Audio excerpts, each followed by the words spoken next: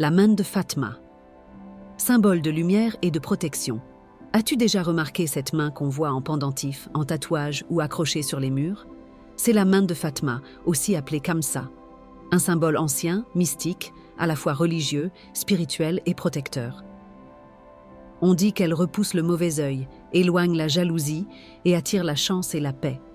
Mais ce que peu de gens savent, c'est que cette main est bien plus qu'un simple talisman.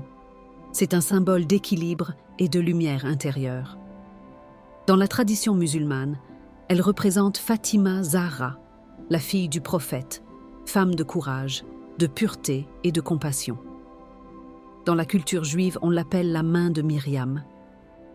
Et bien avant cela, dans les civilisations antiques, elle était liée à Tanit, la déesse protectrice des femmes et des mères.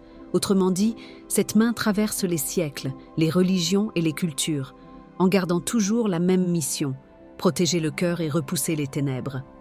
Regarde-la, 5 doigts, comme les 5 sens, les 5 éléments, ou encore les 5 piliers de l'islam.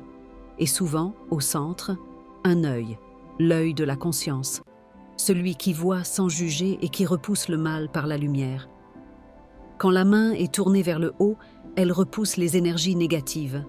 Quand elle est tournée vers le bas, elle attire la bonté, la chance et la paix.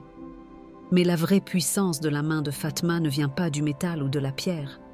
Elle vient de l'intention que tu y poses, de l'énergie que tu dégages, de la pureté de ton cœur. La main de Fatma, c'est une main qui ne frappe pas, mais qui protège. Une main qui ne prend pas, mais qui bénit. Une main qui ouvre la voie à la paix intérieure. Alors, si tu la portes, souviens-toi, ce n'est pas un simple bijou. C'est un symbole vivant, un rappel spirituel. Elle ne fait pas fuir le mal par magie. Elle t'invite à devenir lumière toi-même. Parce que la véritable protection ne vient pas de l'extérieur. Elle naît quand ton cœur est en paix.